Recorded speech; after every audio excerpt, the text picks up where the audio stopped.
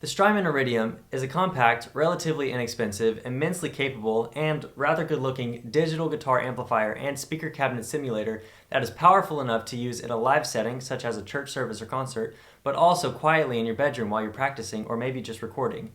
Not to mention, it did save me from getting back surgery.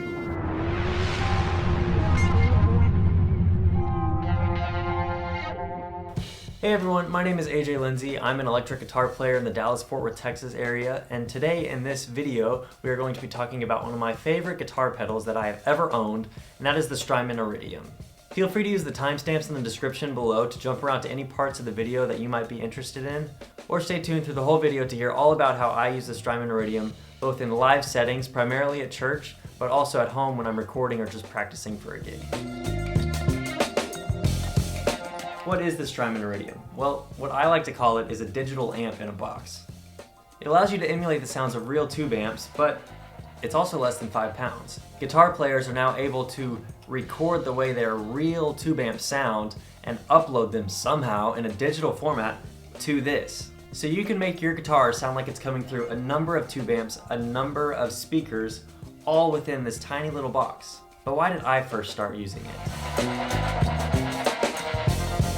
As I started playing electric guitar, I loved tube amps. My first amp was an orange Dark Terror. It was a really high gain amp, and it was kind of a weird selection for my first one, but I had a lot of fun with it. I liked that it was an individual amp head, and then I had a speaker cabinet that went along with it. It allowed me to put my amp head in a certain place and have my speaker cabinet somewhere else, so that if I wanted my speaker to be really loud, it could be far away and not damage my ears. And that was especially good for recording purposes, where I could put it in its own isolation booth. Then eventually I bought an AC15, which is actually a combo amp, which includes the tubes and the speaker all in one box. And I do love the way that AC15 sounds. In fact, I still have it, but it just got a little burdensome to carry around.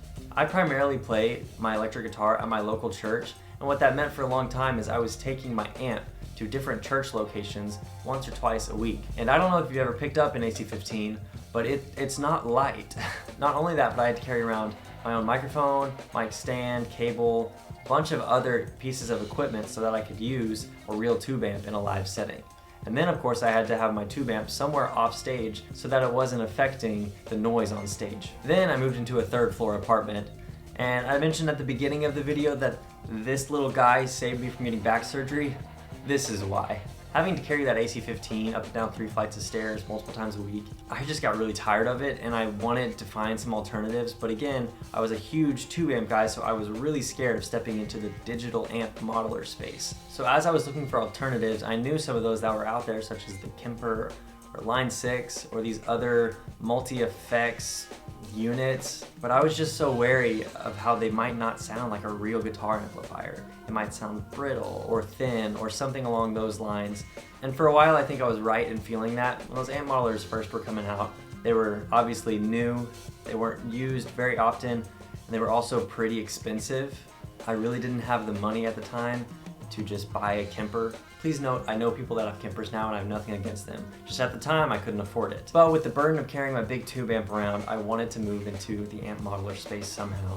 And then someone told me about the Strymon Iridium. I knew about Strymon pedals at the time. The Big Sky and the Timeline and a few other effects pedals were pretty popular in the church scene. So I felt like I could trust the company, and I also really loved how the Iridium was such a small box that could easily fit on a pedal board, as opposed to some other amp modelers which either replace your pedal board or sit to the side of it. So I did some more research into it and decided to go for it. And let me tell you, I don't regret a thing. This thing is awesome, it sounds great. I only use this now. I still have my AC15, but I rarely ever turn it on, which is a little sad. Maybe I need to. But this gets everything done that I want it to. And with that, let's look at some of the features that the Iridium has. The first thing I want to talk about on the Strymon Iridium is the face that you see if you're looking down on it. What do all these knobs mean? How do I use them? And the first thing that we'll start with are the 6 dials that you can see here on the front, moving from left to right. So first we have drive. This is similar to gain if you have an overdrive pedal. The higher this is, the more gain, a little bit of distortion you're going to get from the Iridium. The second is the bass. And actually I'll loop these 3 in together. So we have bass, middle, treble. These are the EQ settings for the amp. So the higher each one of these knobs, the louder that frequency will be. Next we have a reverb knob. This is a room reverb, which basically simulates the effect of a microphone being on a real speaker inside of a room. So the more you turn this up, the more it'll sound like the amp speaker is further away from the microphone. Or maybe you're in a room with worse acoustics where there's a bit more echo going on in the room. Kind of a cool feature. I actually don't use this. I keep it all the way down because I have my own reverb pedal on my board that I use for that kind of effect. Then the last dial is the level. This is just the overall volume of the Strymon Iridium. So the higher it is, the louder the pedal will be, but it's not going to add more distortion or gain to your guitar. The next thing that I'll talk about here on the face are these two switches. So there's two three-way switches right here. The one on the left simulates the amplifier. The one on the right simulates the speaker cabinet. So you have 3 settings for each.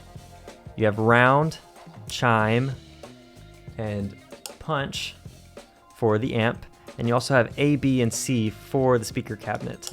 Basically, it's just 3 different amps modeling after real-world amplifiers and 3 different speakers modeling after 3 real-world speakers. Then the last thing here on the face are these 2 foot switches. The one on the right being on and off. You want this to be on always if you're using the Strymon Iridium. If it is off, then you're not going to get any effect from the pedal.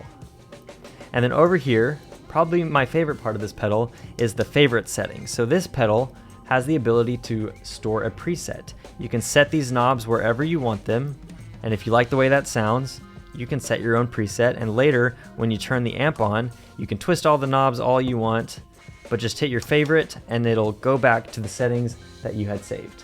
The knobs won't actually move, but the sound coming out of the pedal will be what you had previously saved. Now looking at the back here, you can see that we have 4 1/4-inch input/outputs. We'll start with these from left to right. So first you have a single in. Now, a question that I got a lot recently, does this singular input mean that this pedal cannot be run stereo? No, that is not the case. This pedal definitely can be run stereo. There are certain cables out there that take 2 stereo outputs from, let's say, a reverb pedal, combines it into 1 input, but still retain the stereo effect. That is something that I wish could be advertised a little bit better. I usually don't see that anywhere, or when I was looking for this, I didn't see it. But once I figured out that I can do that, totally changed the way I use the pedal. So yes, I run stereo into the pedal. Then you have an out left and out right. So you can run 2 cables out of this into a left input into the front of house or into your recording software, and then as well 1 for the right side. And then last, there is a expression/MIDI plug, which I don't actually use. I don't have my pedal board set up in a way for me to use expression pedals or MIDI from, like, let's say a MIDI controller, but it does have that capability. And then another really cool thing about this pedal is the power that you need is simply just a 9-volt input. So this can be run off of a standard power brick that you might have sitting under your pedal board. There's 2 other things back here to note. Right here, there is a stereo mono or sum switch. If you have this switch all the way over to the right, it'll treat the pedal as if it could only be run in mono. If you have it in sum, it'll take a stereo input, but then only output a sum of the left and right, or in other words, mono. And if the switch is in the middle, your pedal will now run in stereo, which is what I use almost all the time.